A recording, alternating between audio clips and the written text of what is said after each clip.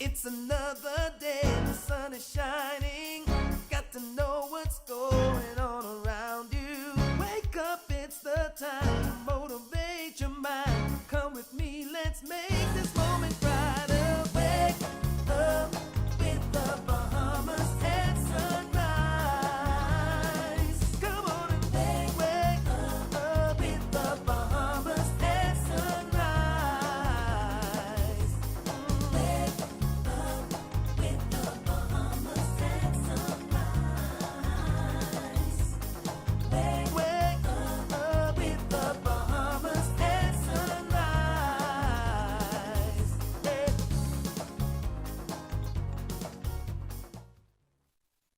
Good morning and welcome to Bahamas at Sunrise. I'm Anastasia Palacios. Good morning, TGIF to you. I'm Philip Simon. And of course, it's our pleasure to be with you on what we hope is a fabulous Friday. We hope you've enjoyed the week so far and that you're looking forward to what will be a wonderful, restful, and enjoyable weekend. We've got a great show lined up for you. And before we do that, of course, it's been a big week in the news, Phil. So many things happening here, whether it is the social encouragements for us to get vaccinated that our Prime Minister shared in the House on Wednesday, or if it was the George Floyd verdict that certainly reverberated around the world with the three guilties on all counts. Yes, so much. This has been one of those weeks, man. I don't know how often we have said that for so many different types of things. Last week, we were dealing with this mass shooting. This week, so many people who are close to me are dealing with death. And again, similarly related to last week as well. And just want to say condolences to everybody who's lost anybody that you love this week. So I want to say that right up front. I don't want to start listing the names because then I'm going to start, reflecting. But even with the George Floyd, verdict, it was the only possible solution or answer or result. But yet, I was like, wait a minute, what's this celebration all about? Yeah. And I think it can show you how much we have lacked what we know to be true to have been proven true, right? And the thing about juries is that they get to decide based on what's been presented to them, what are the facts. And so I saw a statistic that came out as a result of this verdict coming out and people having these mixed emotions, some people celebrating, some people still feeling angry and frustrated, some people feeling sad, right? And I think that's where I was caught up in this mix of emotions, mostly sad that, there have been over 1,600 police killings of Black people since 2005. And only 8 of them have been convicted, right? And so when you look at those numbers, 8 of 1,600, what percentage is that, right? It's less than 1%. And so I think that for people, there was this celebration because finally we have what we should have had all along, which was this idea of justice, right? But there is no justice because this man won't live again. It is always sad when someone goes to jail. And so nobody's celebrating that Chauvin has to now do that because again, he's losing a life. And then there's still this bigger issue. Literally minutes after this verdict is read, a cop shoots a girl in the chest 4 times, right? And so again, the issue here is so multifaceted. It's so much deeper than that. It goes back to police training. It goes back to, how do we engage people of a different race? Why am I afraid on my job all the time? Like, maybe that's not the job for you, Phil. If I scared all the time, I probably ain't gonna work. Like, that's just my thing, right? But how do we sensitize people to the idea that, listen, we're just Black. This is who we are. We just don't want to kill you. Like this is just us, right? And if we do make you so afraid, how do you handle the socioeconomic conditions that put us into the position where we have to commit most of the crime, et cetera? So, it's been a tough week. It's a hard week. It feels good to have 1 of 8, right, out of 1,600 finally in the books, but there is still so much more work to be done. So still so much more work, Star. Yeah. I don't know. I can't add anything more to that. The young girl who was killed. The thing that kind of ran across my mind was that young white man who was who shot that rifle. Walking down the street with his gun, approaching police officers, and was treated like. But here it is. Immediately, your fear grips you. A young Black girl. Okay, she has a knife, and the only thing that comes to your mind is to pull a gun and to fire. Yeah. Anyway, I guess in other news, Star, in other news, you're right. There's a little bit of a, what did you call it? Social engineering that's occurring. Incentives for us to kind of get vaccinated as soon as possible so that we can get back to living. Travel is always a good carrot on the end of the stick, right? Indeed, indeed. There's some of us that you have to figure out. My husband and I were talking about it this week from a business perspective, but are people motivated by the carrot or the stick? And I think for those of us motivated by the carrot, those appointments certainly would have gone up in number to get vaccinated. I know several more young people who have certainly done so in the hopes that they can travel again. A friend of mine said, "Star, I just missed Walmart. And so if it's going to take a shot in my mouth for me to get there, I'm going." Right. And so, I think we'll start to see those vaccination numbers increase as they continue to kind of offer social benefits to those of us that do become vaccinated. Yeah. Well, listen, we've got another great show lined up for you. April is Occupational Therapy Month, and we'll talk with Doctors Hospital all about that. We've also got the Cleveland Clinic, Florida, here to tell us about their heart health webinar happening next week, Tuesday. Looking forward to both of those, Phil. This morning, we're also getting ready for the Grand Bahama Business Outlook. That's coming up this Thursday and Friday, April 29th and 30th. To register for the virtual conference, please go to tclevents.com. Of course, looking forward to that. And this morning, we're going to be bringing some speakers from that event. So all of that ahead and more. But before we get to any of it, Phil, we're going to take a first look at weather with Godfrey Burnside. Well,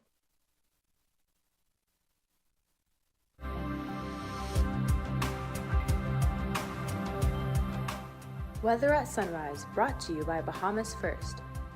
What's first for you comes first for us.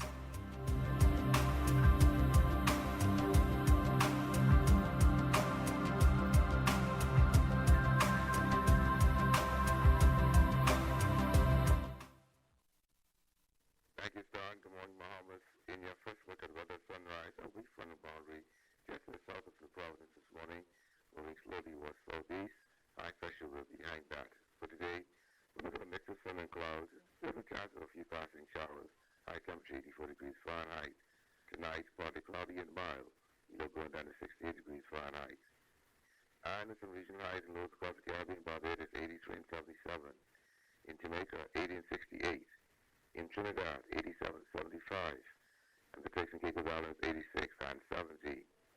Across North America, Atlanta, 69 and 44. In Raleigh, 65 and 38. In Miami, 81 and 73. Dallas, Texas, 73 and 61. And Toronto, Canada, 55 and 33. As we go into the weekend, particularly against the weather-wise, we'll have partly sunny skies. So a chance of a couple of showers, mainly in the southeastern islands. We do expect another weak cold front to move sometime late Sunday night into Monday across the islands. Low temperature daytime over the weekend will be in the mid-80s. At nighttime in the upper 60s. That puts her up on your first look at the weather sunrise. I'm Godfrey Burnside. Bahamas and Sunrise will be back after a short commercial break.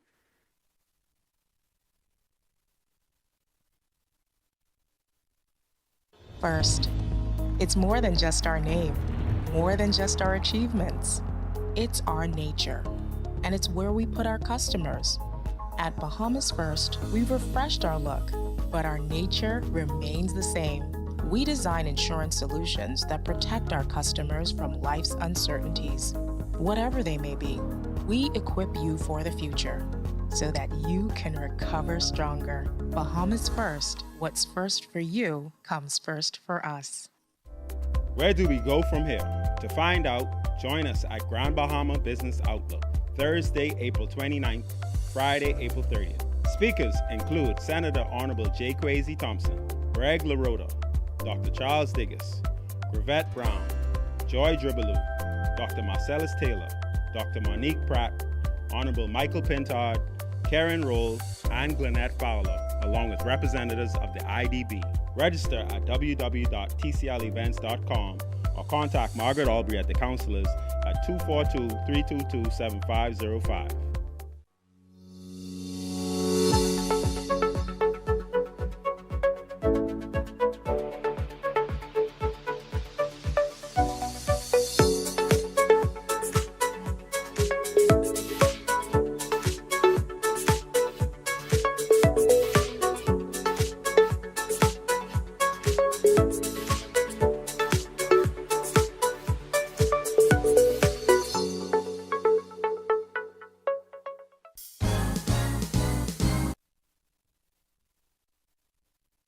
The COVID-19 pandemic demands the most modern techniques and highest standards of sanitizing to ensure the safety of schools, businesses, churches, and of the ones we love. Treeline Divine Professional Sanitizers offers state-of-the-art electrostatic technology, providing maximum efficiency and coverage to protect your environment and preserve your health against mold and 99% of bacteria and viruses, including COVID-19. With pricing to match your budget and standards to meet your highest expectations, we invite you to contact us for a free analysis of your weekly, monthly, or single-use needs. COVID-19's impact is strong, but our commitment to restoring your safety is even stronger. Treeline Divine Sanitizing.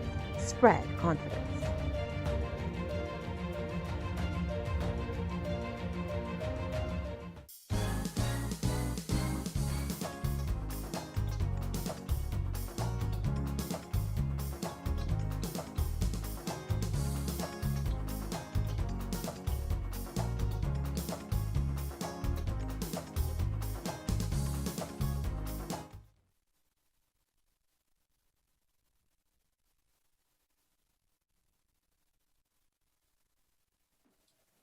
Welcome back to Bahamas at Sunrise. Now, we're very excited about the Grand Bahama Business Outlook that's going to be happening Thursday and Friday, April 29th, under the theme Facing Unprecedented Times, Recover, Adapt, Advance.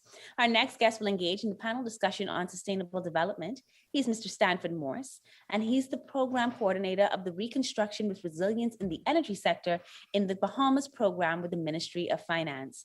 Mr. Morse, good morning and welcome to Bahamas at Sunrise. It's my pleasure to be with you and be on Bahamas at Sunrise. Thank you very much for the invitation. And I'm pleased to speak on the subject of sustainable development. Thank you. Excellent. So what is the Reconstructions with Resilience in the Energy Sector program? The Reconstruction with Resilience in the Energy Sector program is an initiative that is sponsored by the Ministry of Finance in conjunction with the Inter-American Development Bank, with the focus to reconstruct and build resistance in the energy sector. Primarily, the initiative was started in the aftermath of Hurricane Dorian, and to respond to the devastation on the islands of Barbacoa, and primarily on the east end of Grand Bahama. But the initiative has now taken on, it has evolved, and we're looking to expand the renewable component of the program into other family islands. Excellent, excellent. Now, what are the challenges for the energy sector in Grand Bahama?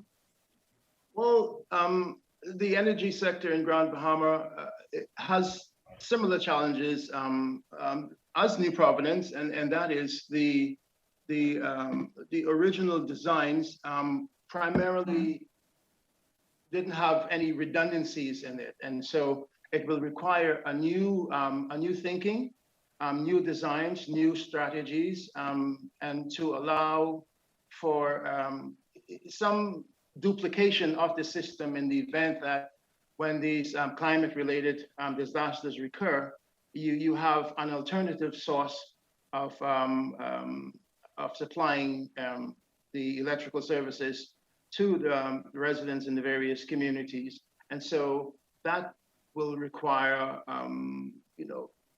alternative resources or alternative assets, and so it's an opportunity for investment. Okay.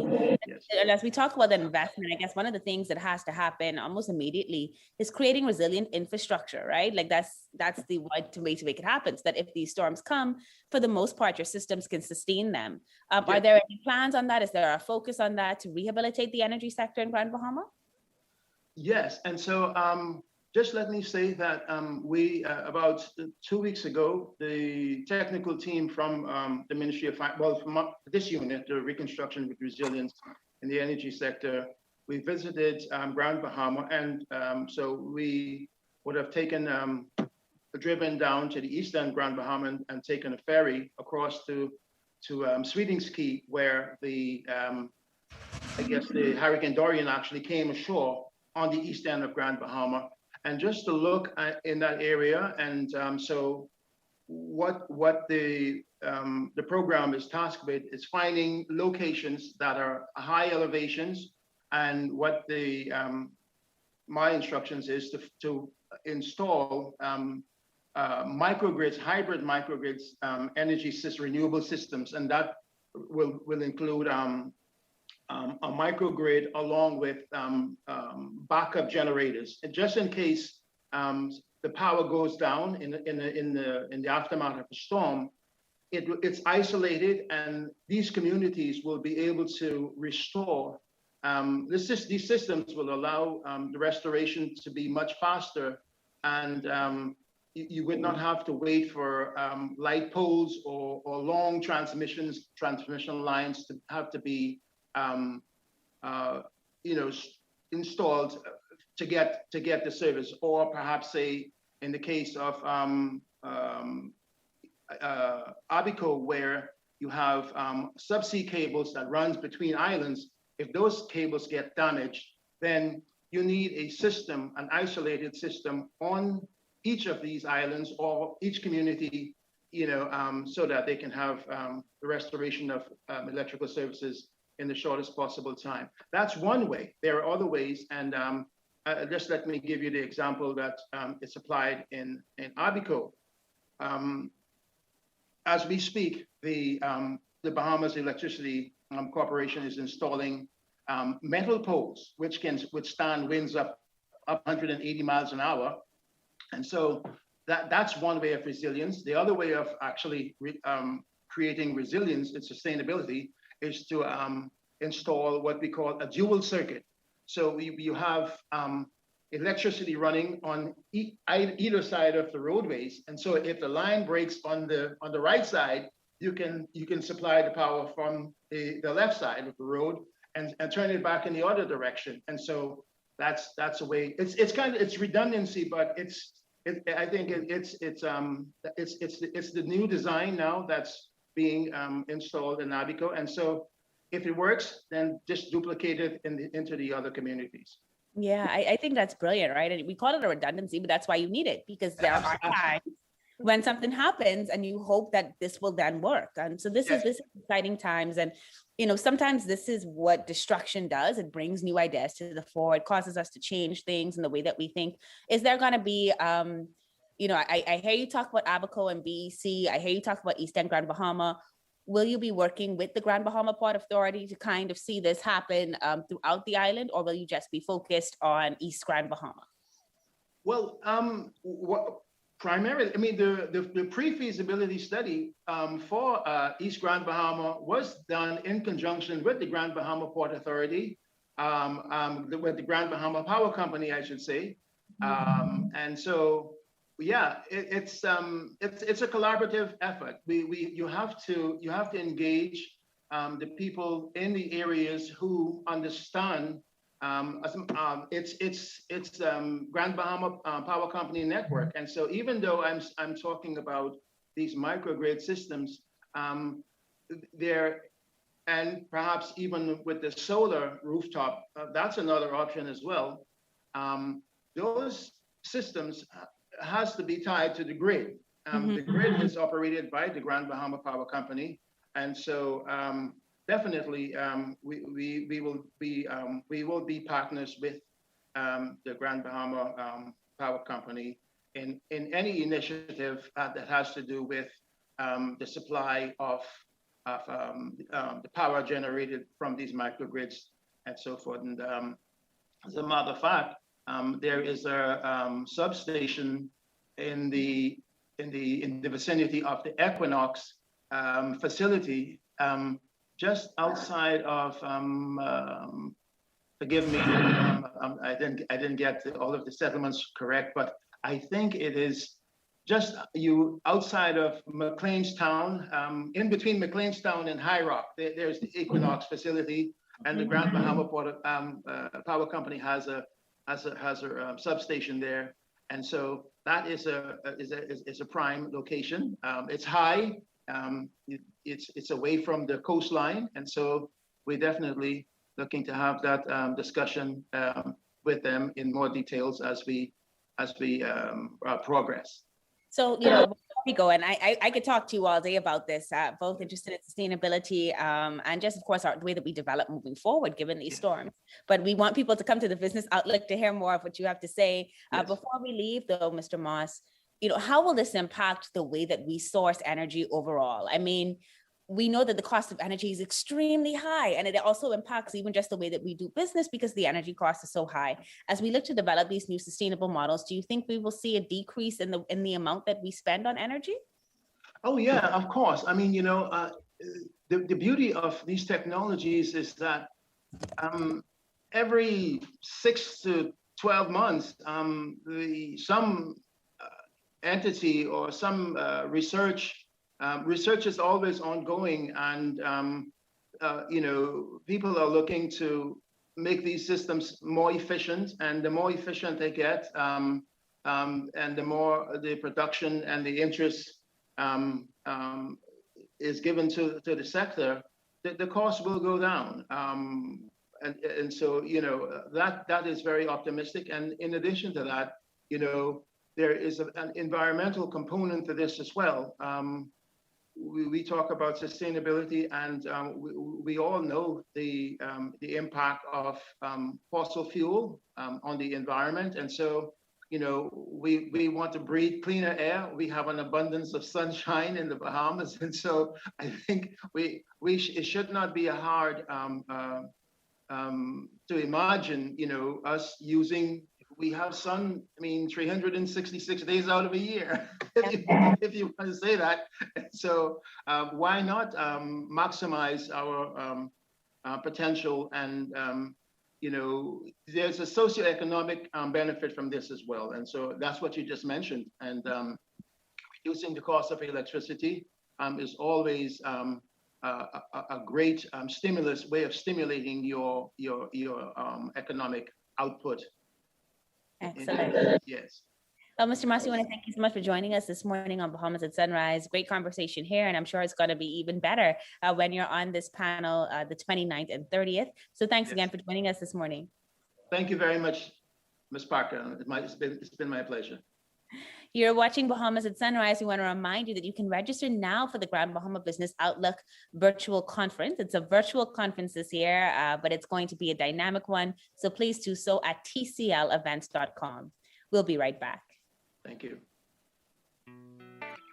The sports we play depend on the health we build. So let's stay healthy. Wear a mask and practice social distancing and hand washing to protect yourself and others. Remember, COVID-19 is not a game. A public service message from the Bahamas Olympic Committee. Bahamas at Sunrise kicks off the new year in style with a fashion series hosted by yours truly. It's Fashion with Cardell McClown, your guide through all the seasons, from challenges to interviews to fashion shows.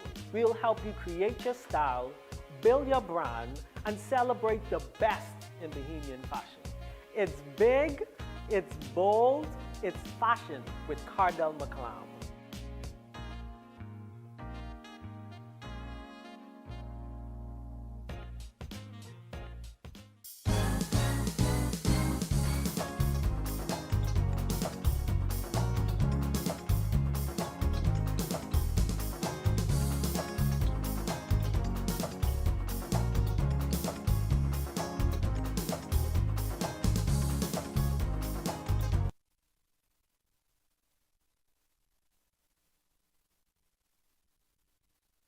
Welcome back to Bahamas at Sunrise. April is a lot of things. It also happens to be Occupational Therapy Month. It's a time to spread awareness of occupational therapy and to recognize those who work in the field. We have two of those persons joining us here on Bahamas at Sunrise this morning. Zenobia Neely, she's the clinical manager, occupational therapist, Doctors Hospital Health System, and Amy Etor, senior occupational therapist, Doctors Hospital Health System. Good morning, ladies. Welcome to the show. Good morning. Thank you for having us. Good morning. Good morning. Good morning. I made sure and said that very slowly every single time. occupational therapy. What exactly does that mean? So occupational therapy obviously is a healthcare profession that focus on function.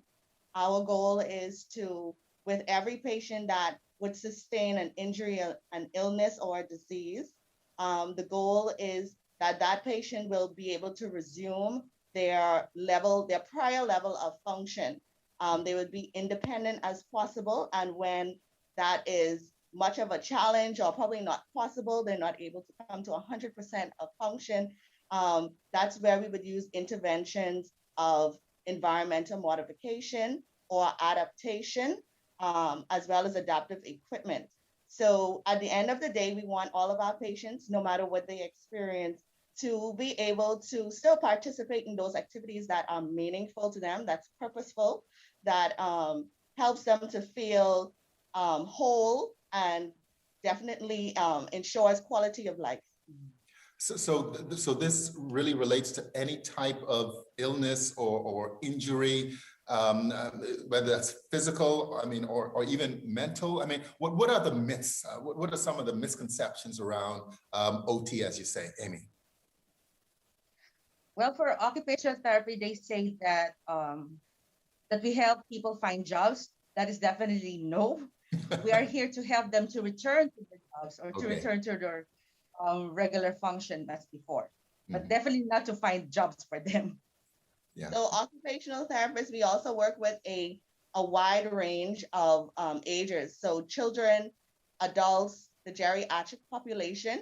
We also see patients that have neurological deficits, developmental delays, orthopedic cases. So occupational therapy is very colorful. There's a variety of job opportunities, and the settings also vary.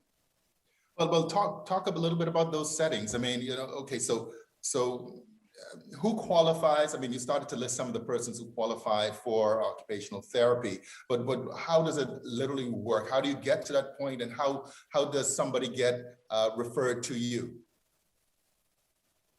Well, first and foremost, they have to be referred by their physician. Okay. Regardless if it's an orthopedic surgeon or a neurologist, as long as they are referred, then they can be qualified to be seen by us. So that's in the outpatient setting as well as acute care. Okay. Acute care meaning inside the hospital.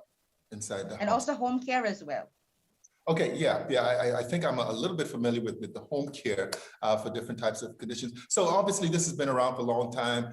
Some people may say it sounds like a complicated definition if you were to kind of look it up in the dictionary because it's just so broad. But what has been the contribution of the therapists in the overall community? So our main role in the community, one is to educate every individual about what occupational therapy is.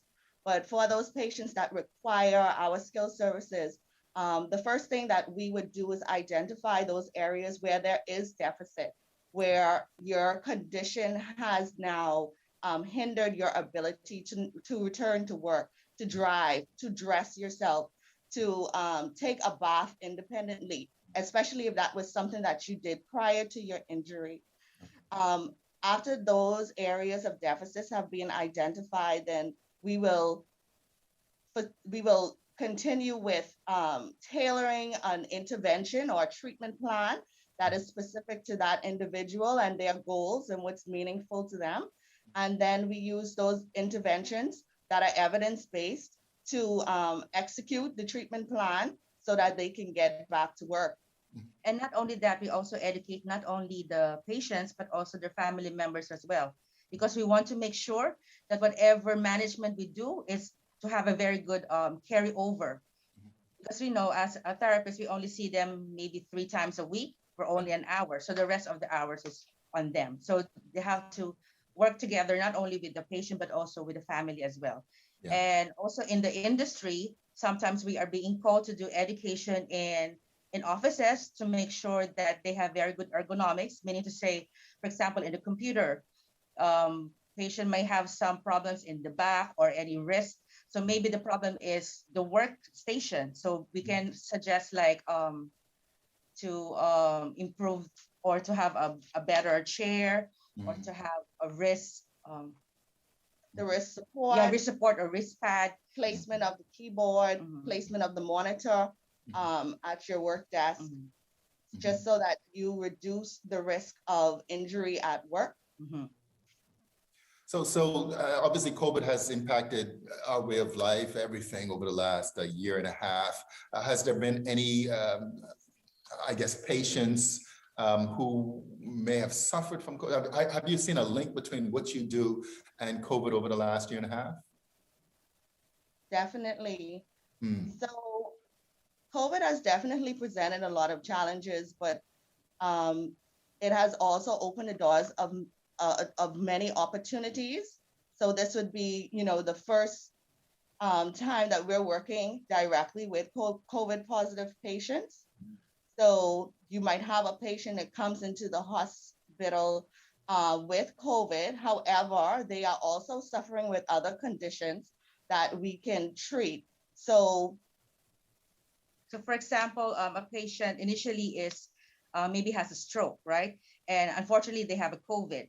So it doesn't mean that we cannot see them. Definitely, we still have to see them because of the stroke side. So usually with stroke, they have paralyzed or very weak on the one side of the body. So we have to be there directly to treat them and to make sure that we can at least restore their function. Of course, as therapists, we are in complete gear or complete PPE. And not only that, we have also explored some mode of treatment for them, like telehealth and home care as well. Definitely. Of course, Doctors Hospital remains at the forefront of all of these things. Ladies, thank you so much for being here on Bahamas at Sunrise. Thank you so much for having us. Thank you. Good morning, all. Morning. I can see you guys already at work. Zenobia Neely, Clinical Manager, Occupational Therapist, Doctors Hospital Health System, and Amy Etor, Senior Occupational Therapist. You're watching Bahamas at Sunrise. We'll be right back. The Bahamas and the world has been waging the war against COVID-19 for over a year now. In that time, much of our daily life has been irreversibly changed by lockdowns, job losses, and deaths in our families. As facial masking, hand sanitizing, and social distancing have become the new norm, the team at Doctors Hospital applauds the Bahamian public for doing your part to control and contain the spread of the COVID-19 virus. It is time to take the fight a step further. With the COVID-19 vaccine now available, we encourage Bahamians to continue the fight and do your part in getting vaccinated. Please continue to be vigilant, wear a mask, and social distance. For more information on the COVID-19 vaccine, visit www.doctorshosp.com. Doctors Hospital, trusted and best care now. Isn't your health worth it? Where do we go from here? To find out, join us at Grand Bahama Business Outlook, Thursday, April 29th, Friday, April 30th. Speakers include Senator Honorable J. Kwesi Thompson, Greg LaRota, Dr. Charles Digges, Gravette Brown, Joy Dribbaloo, Dr. Marcellus Taylor, Dr. Monique Pratt, Honorable Michael Pintard, Karen Roll, and Glenette Fowler, along with representatives of the IDB. Register 505.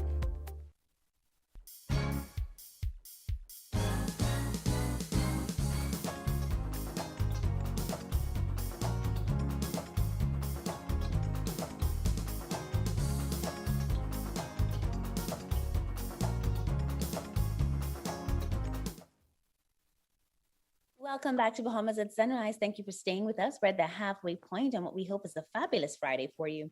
I'm Anastasia Palacios. I'm Philip Simon, TGIF to y'all. Thank you so much for always being here with Bahamas. Star, you're looking quite lovely as always, man. Listen, you just... Thank you, Phil. Thank you. And this is why you my co-host, Phil, because you always to make a girl feel special. And I feel the same about you. At some point, Phil, we're probably going to get back in studio this year. I'm not sure what's going to happen, but that'll be a glad reunion day. Yeah, no doubt about it. No doubt about it. Just missing all the guys. Just, something about that social interaction that, it's human. I mean, it's absolutely human to be able to touch and feel and to socialize, right? Yeah, and I think that's what the government thinks too, hence the The government may be thinking some other things as well. hence the encouragement. I agree. I agree that it is a very multifaceted thought process behind there. But yeah, looking forward to the rest of the show. It's been a good morning so far, learning about sustainability in Grand Bahama, and then a great conversation with those occupational therapists for you as well, Phil. Yeah, no doubt. I mean, they're always, I mean, listen, we have so many wonderful people, right? And again, you say it all the time. It's one of the best things of being a part of this show. You get to meet so many gems, so many great people, professionals just doing their thing out there, man, making things happen. Indeed, indeed. Well, we're going to do more of that in the second half of the show. Looking forward to bringing you some more information about the Bahamas Business Outlook that's happening in Grand Bahama. Well, virtually next weekend, April 29th and 30th. And of course, you can register at tclevents.com. I'm going to be talking with Aliv next about, the work that they've been doing in this recovery effort for Grand Bahama. And so I'm looking forward to that conversation. Yeah, and of course, Cleveland Clinic. It's talking about let's have a heart-to-heart webinar coming up next week, Tuesday. Looking forward to that conversation. But the G-Man, who's going to be celebrating his daughter's birthday tomorrow, is going to give us our second look with weather at sunrise.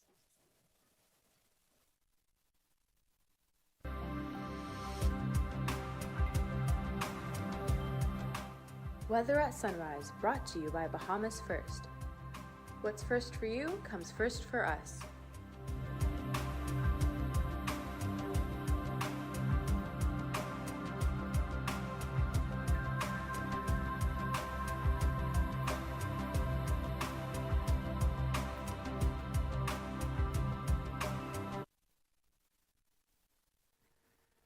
Thank you, Phil, and good morning, Bahamas. Yes, second look at the weather sunrise. Weak frontal boundary just south of the Providence, now moving towards the southeast. We expect double the shot, particularly in the south and southeastern islands along that frontal boundary. High pressure builds behind that system. In your marine forecast today, those winds northeast to east at 15-20 knots, seas 4 to 6 to northwest Bahamas, easterly at 15-20 knots, seas 4 to 6 feet over the central and southeastern islands. So we do have a caution posted over the islands. On Saturday, those winds become southeasterly at 15 knots, seas 2 to 5 feet to northwest and central Bahamas, east to southeast at 15-20 knots, seas 4 to 6 feet over the southeastern islands. Then on Sunday, ahead of another weak frontal boundary, winds south to southwest at 15 knots, seas 2 to 5 feet to northwest and central Bahamas, southeasterly at 15 knots, seas 2 to 5 feet over the southeastern islands. Your tides. You can expect a low tide at 11:35 this morning. Next high tide is 5:41 this evening. Low again tonight at 11:55.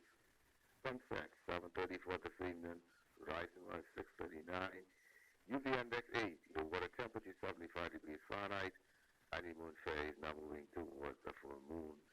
External look. Not looking against the weather-wise. We're looking at partly sunny skies on the one side. A slight chance of two showers, particularly in central and southeastern islands. We do expect another weak front to move in here sometime late Sunday night into Monday morning. So temperature daytime will be in the mid-upper 80s at daytime and the upper 60s to lower 70s at nighttime. That's what's dropping in front of us. Weather sunrise. I'm Godfrey Burnside. Back to you, Star.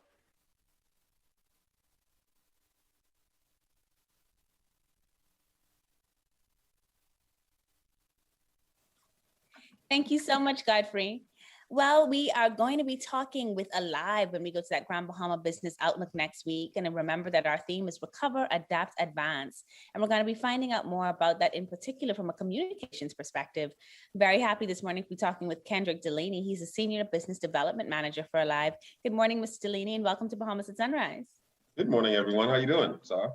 I'm good, Kendrick. I'm good. I'm excited that we're having this conversation. The Business Outlook is taking place just before we get into hurricane season. And one of the things that we know in a major way was that Aliv really helped to carry people post-story, and your network stayed up. And so you were able to do a lot of the rescue calls. So many things that were necessary in the aftermath of that storm happened because Aliv was around. Are you guys continuing to invest in Grand Bahama?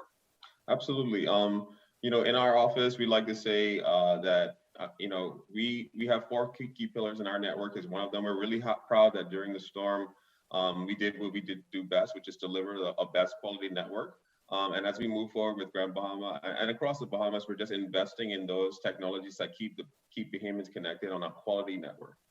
Excellent, excellent. So let's kind of talk about that investment for Grand Bahama. Earlier, we were talking with someone was talking about, redoing infrastructure, sustainable infrastructure as it relates to things like energy, right? Which are necessary to keep us powered up, which are necessary maybe to keep your wires powered up in terms of keeping those networks going. What are some of the unique business and personal ICT needs that Grand Bahama has, and how are you guys going to be fulfilling that moving forward? Certainly, when it comes to Grand Bahama, we feel like there's a major opportunity. This discussion about Silicon Island has been there for a while now, and we feel that investing in some software technologies as well as business opportunities that help Bahamians to create e-commerce or globally competitive businesses is something that we want to compete with. So, in addition to, of course, hardware, the generators, the towers, and whatnot, we're also looking to invest in things like tourism, augmented reality tourism, where persons could visit Grand Bahama before getting there. We connect retailers to tourists before they get to town. When they get to town, they can help them find their way. In addition to that, we have the LIST program, which you might have heard about before, our rewards program at Aliv, where we not just give away our best offers and discounts to our subscribers, but we allow retailers in Grand Bahama, which is starting next month, to also be able to take part in those rewards. And so we're doing quite a bit of things, but software and hardware is our play in Grand Bahama. Software and hardware. I love that. And I'm excited to hear about the software side of things. Grand Bahama is often considered a very industrious island, which it is, but it does have some beautiful natural resources. The cave systems there are phenomenal. Beautiful beaches out, especially on the eastern side of the island. And so if there was some more interactive ways for us to engage with that technology, for people to be able to see it and explore it, I think that would be amazing. And you guys have obviously created that here in Nassau. What is that app called where I can go in and kind of take a look at what the 66 steps says? You guys are doing something similar to that here, right? Absolutely, yeah. So we have the Discover app, which if you go to the Android or the Apple Store today, you can download that app. It works with maps, so the tourist maps, or without. If you don't have a printed map, you can also just download the app. The coolest thing about this app is that you bring a historical site right into your home. It doesn't matter where you are. You could be in China, you could be in Sweden, and you could interact with a lot of our historical sites in the Bahamas. Another cool feature in that app that I wanted to mention, and this is all really towards helping the arts and culture community in the Bahamas, is we actually have revived or reimagined what we thought maybe some of the first settlers in the Bahamas would look like. So you can actually see Lucayan villages. You can basically, almost in your living room, sit on a canoe with them or something like that. So it's a pretty neat experience. And we're hoping that, most of the islands in the Bahamas we'll get to one by one as we grow on with that app. That's really exciting. That is so exciting for me. And I think what I love about Aliv as a company is that the way that you guys think about technology, think about the way that we use our phones and the data there is just different, right? You continue to bring ingenuity to the way that you create for Aliv. As we talk about Grand Bahama, as we look forward to the outlook next week, what are some of the other key points you think Corvette is going to cover in that conversation, really to just remind the island that Aliv is there as they recover, as they adapt, as they advance? Yeah, I think for specifically for Corvette, it's going to be talking about how we're investing in tech, right? And so I think in Grand Bahama, especially with the Grand Bahama Port Authority, they've always been pretty advanced about what opportunities there are to attract talent to Grand Bahama, and meaning whether it's Bahamians coming back to the Bahamas and starting their own business. She's certainly going to be talking about Discover, our tourism app, and the LIST, our rewards app, as she goes through her opportunities that we have for Grand Bahama. All right. And now in terms of infrastructure, stores, do you still have several stores open in Grand Bahama? And how can people kind of contact you there in order to just make sure that they're staying up to date with their plans? If there are any new promotions, do they need to download the app, the Aliv app? Just kind of talk to me about how customer service is working right now in Grand Bahama. Absolutely. Across the Bahamas, we've made a really big effort to drive customers to digital opportunities to reach us so they can get that instant gratification. Certainly our stores are open in Grand Bahama, but you can also download the My Aliv app, again, from the Apple or the Android store. And that app is basically having a store right in your pocket, essentially. You're able to buy your plan, you can look at your bill, you can see the calls that you've been making. You can also see how much data you have left. And certainly you can upgrade to plans that to help you add on data or whatever it might be. One of the other cool functions, one of the services we are offering out of Grand Bahama, not a lot of people know this, but our call center is located there. It's a 24-hour call center, Bahamian ran. And what's so cool about that is that you can call them any time in the day. This is really pivotal during the storm as well. We had a team of persons we flew out of Grand Bahama just to make sure the call center stayed live and active throughout the whole of Dorian. And they're still today offering that same great customer service. So you can top up, buy plans, you can troubleshoot issues. They can help you, walk you through your bill, anything that you might need assistance with. We're here on the phones, in person, and that's our commitment to customer service. Awesome. And I will tell you that I've had the opportunity to call that customer line a few times, and I'm always impressed. Like, no matter that, I remember calling once before Bahamas at sunrise. This would have been at like 5 a.m. And the person that spoke with me, I don't know if they just woke up, Kendrick. I don't know if they were up all night, but they were so pleasant. And I was so pleased with the interaction. So it's good to know that's my Grand Bahama people, making sure that those calls are answered in a happy and timely manner. Well, Kendrick, thanks so much for joining us this morning on Bahamas at Sunrise. And congratulations to you and the Aliv team for continuing to just kind of push the bar and make sure that you're serving us in the best way possible. I'm looking forward to chatting with you again real soon. Absolutely. Thanks so much, Star. You're watching Bahamas at Sunrise. We'll be right back. Our world has changed. Many businesses have been closed for months with little or no access to their customers until now. Rev Media can help you remain connected to your customers. Our trusted customized advertising packages and personalized consultants will provide your business with immeasurable support during this challenging time. Your customers are already watching. Rev Media can help you to remain connected. Call us today. Let us help you.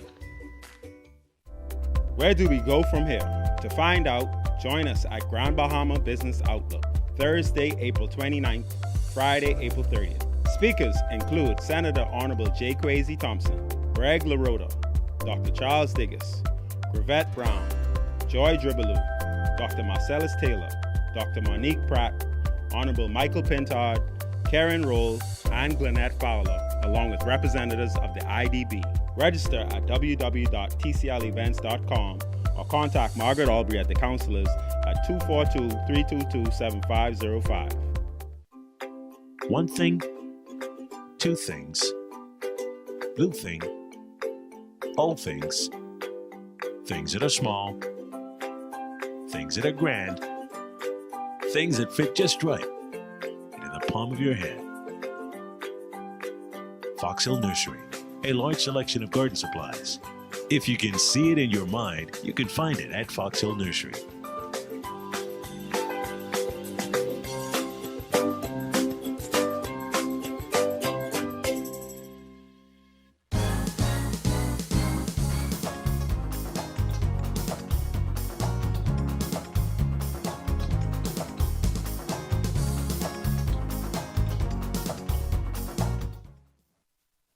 Welcome back to Bahamas at Sunrise. Did you know that 1 in 12 Bahamians ages 40 to 60 years are at high risk for stroke or heart attack within the next 10 years? A very stunning number. Next week, Tuesday, April 27th, Doctors Hospital Health Clinic System and the Cleveland Clinic, Florida, will be discussing this and more. We're joined this morning once again by Dr. Alejandro Mesbles, interventional cardiologist, Doctors Hospital Health System, and the lovely Hope Silly associate with Diane Phillips and Associates. Hope, it's been a long time, but so good to see you back. And Dr. Alejandro, good to see you, my friend. Hey, morning. How are you? I'm good. I'm good. It's a pleasure. Nice to be here too, Philip. Again. So we're talking matters of the heart once again, a very important topic. So glad you guys are doing this event next week, Tuesday. Just off the bat, Hope, just give us the details before we kind of get into some of the technicalities and hopefully what Dr. Alejandro will be speaking about. Well, morning, everyone. I'm so excited to be working with this event because it's the 6th event that Cleveland Clinic has sponsored, the 6th lecture event. And we wanted to talk about the heart because despite the COVID change to our lives in the last past year, many Bahamians are still suffering from heart disease and still dealing with issues. And we found that some are not actually going to the hospital because they're afraid of, catching the COVID disease while there. So we wanted to emphasize the importance of taking care of your heart. And I think Dr. Alejandro has a great topic. His topic is your heart quietly failing? And it's something we do need to think about. So we're hosting a lecture event on Tuesday. It's going to be via Zoom at 6 p.m. And we'd like everyone to join. For registration details, please go to events, and that's EVENTS at dpa-media.com, or you can call us at 394-0677. All right, thank you so much, Dr. Mesplez. I was calling you Dr. Alejandro, but Dr. Mesplez, in 2018, the WHO listed, again, the leading cause, or cardiovascular heart disease, as the leading cause of death for both men and women in the Bahamas. I would imagine that might still be the same today. Yes, we have a big problem with these patients. We have many people with hypertension, with diabetes, and this patient is a high-risk group to develop in the future heart disease and many problems. It's very important, and we'll talk on next week about that. We need to do a stratification of these patients with echocardiograms, with stress tests, with CT, angiograms, because the early treatment and can prevent the heart disease, and is very important for the patients. The topic that you'll be speaking on, I think it was, again, quietly. Is your heart quietly failing? Is your heart quietly failing? So you mentioned the word just now, preventional types of care, and of course a litany of different tests that you can take. When is this recommended? When you get to the point where you say, wait a minute, there might be something wrong with my heart, or is it just something that you calendar as a part of your schedule on an annual basis? You got to check this out. And at what age do you begin to do these types of things? Yes, it's very important question, because many patients have symptoms like chest pain, shortness of breath, or palpitations. But my advisor is no wait for the symptoms, because many patients without symptoms have high risk of develop the heart disease. This group is patients with diabetes, with hypertension, with family history of heart disease, need to prevent the development of this problem, the ventricular dysfunction. And without symptoms, we can work with this patient and no wait for the symptoms. Of course, older patients, but now with COVID complication, also young patients can develop this dysfunction, this ventricular dysfunction, and it's no good for the patient, because the quality of life is poor, is expensive, and we can do this evaluation at Doctor Hospital very quickly, very easy, with very good results, and with reasonable costs. Yeah. Thank you so much. Hope. Obviously, you mentioned this is the 6th event. So many good things have been happening in terms of the partnership with Cleveland Clinic, Florida, and Doctors Hospital Health System. Who should be attending this webinar? I mean, what's the target market? Again, isn't a cost. Is there a cost to register? Again, give us those details again. Well, we want to make it easy for everyone. So this is a free webinar. There's no cost to register, and you don't even have to officially register, just log into the Zoom credentials. But to find the Zoom credentials, you can visit us at that address I provided earlier. But we want the Bahamas to attend because this is so important for us.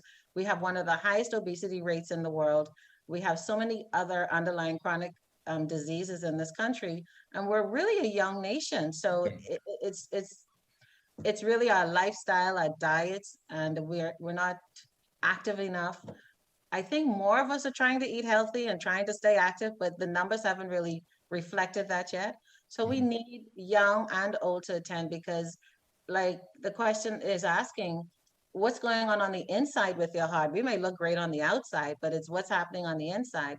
And also joining Dr. Mesplus will be a wonderful interventional cardiologist from Cleveland Clinic. His name is Dr. Howard Bush.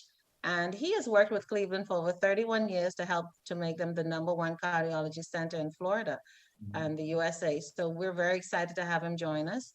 And Dr. Mesplus will add some details as to what's happening with us here in the Bahamas. Why are we struggling with this disease the way we are? #1 in heart disease. That's the #1 killer in the Bahamas. So young and old, everyone, please just come and listen. Let's find out what's going on in the inside. Yeah, definitely. Thank you so much. Dr. Mesplus, going to give you the final word. What's the most important thing you could say on a topic like this before we get to next week, Tuesday? Prevention. We can prevent a very big problem. We can avoid this complication, the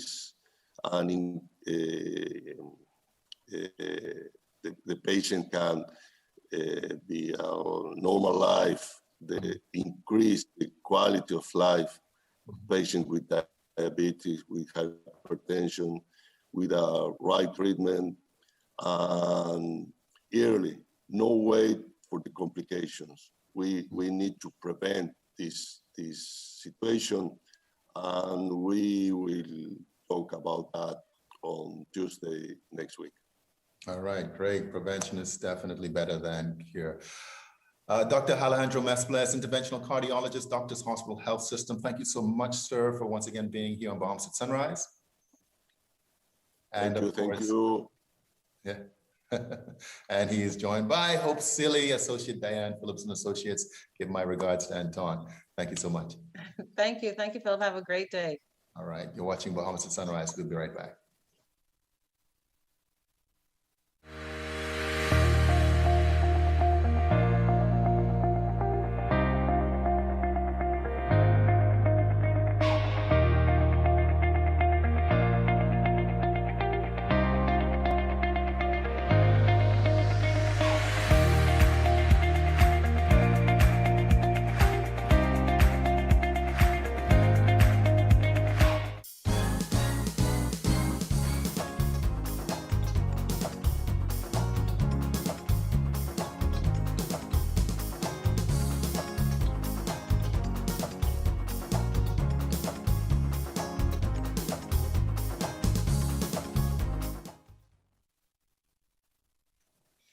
Well, that's going to do it for us. Thank you so much for tuning into today's episode of Bahamas at Sunrise. We hope that you enjoyed it and certainly learned a lot. I know I did, Phil. Yeah, always, every single time. You know, we learn on air and we learn off air. It's just the conversation continues.